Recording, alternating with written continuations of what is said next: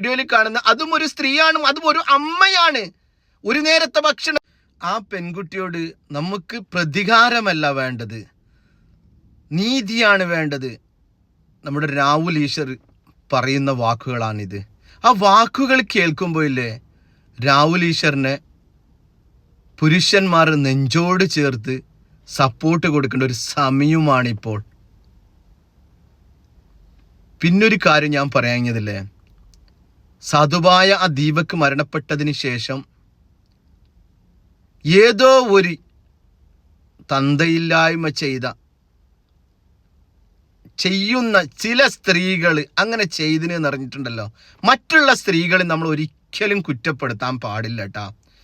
ഇന്ന് നമ്മൾ കണ്ടുകൊണ്ടിരിക്കുന്നത് എന്താണെന്ന് വെച്ചാൽ ഒരുപാട് റീൽസുകൾ അഭിനയിക്കുകയാണ്. എന്തിനു വേണ്ടിയിട്ട്? റീച്ചിന് വേണ്ടിയിട്ട്.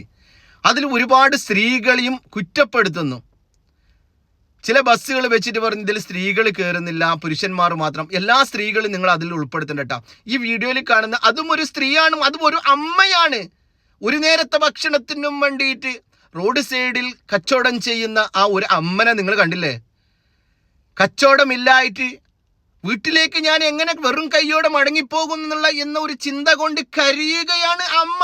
അതൊരു അമ്മയാണ്, കരയുകയാണ്. ആ സമയത്ത് അവരെ സഹായിക്കാനും വേണ്ടിയിട്ട് ഒരു സഹോദരൻ വന്ന് അവരെടുത്ത് ആ സാധനങ്ങളെല്ലാം വാങ്ങിച്ച് അവരെ കെട്ടിപ്പിടിക്കുന്നത് കാണുമ്പോൾ ഒരുപാട് സന്തോഷം തോന്നിപ്പോയി. എല്ലാ സ്ത്രീകളും, ഞാൻ ഇത് പറഞ്ഞതിൻ്റെ ഉദാഹരണം, എല്ലാ സ്ത്രീകളെയും നമ്മൾ അതിലേക്ക് ഉൾപ്പെടുത്താൻ പാടില്ല. നമുക്കുമുണ്ട് ഒരു അമ്മ, നമുക്കുമുണ്ട് പെങ്ങന്മാർ, നമ്മളെയും പ്രസവിച്ചിരുന്നത് നമ്മളെ ഒരു സ്ത്രീയാണ്. അതും നമ്മൾ മനസ്സിലാക്കണം. എല്ലാവരും നമ്മൾ ഒരിക്കലും കുറ്റപ്പെടുത്താൻ പാടില്ലതല്ല. ആ സ്ത്രീക്ക് തക്കതായ ശിക്ഷ കൊടുക്കണമെന്നാണ് എല്ലാവരും പറയുന്നുള്ളത്. ആരും എതിർക്കുന്നില്ല, ഒരു മതവും ഇതിൽ എതിർക്കുന്നില്ല. എല്ലാ മതസ്ഥരും ഇതിൽ ചില ആളുകൾ രാഷ്ട്രീയവൽക്കരിക്കാൻ നോക്കുകയാണ്, ചില ആളുകൾ മതത്തിൻ്റെ ഇതാക്കാൻ നോക്കുകയാണ്. അതിനൊന്നും കാര്യമില്ല സുഹൃത്ത്, അതൊന്നും നമ്മളെ കേരളത്തിൽ നടക്കൂല. ഇതിൻ്റെ ശിക്ഷ കൊടുക്കാനും വേണ്ടിയിട്ട് എല്ലാവരും മുന്നിട്ട് നീങ്ങും.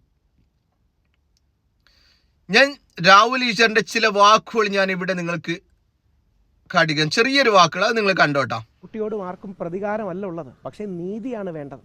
ഇപ്പം ചിലപ്പോൾ സോഷ്യൽ മീഡിയ പോസ്റ്റിൽ ചില ആൾക്കാരൊക്കെ വളരെ മോശം കമൻറ്റുകൾ ആ പെൺകുട്ടിക്കെതിരെ ഇടുന്നത് പറ്റും കണ്ടു. അതിനോടൊന്നും ആരും യോജിക്കുന്നില്ല. കാര്യം പ്രതികാരമല്ല നീതി. പക്ഷേ ദീപകിന് നീതി കിട്ടണം, ദീപകിൻ്റെ കുടുംബത്തിന് നീതി കിട്ടണം.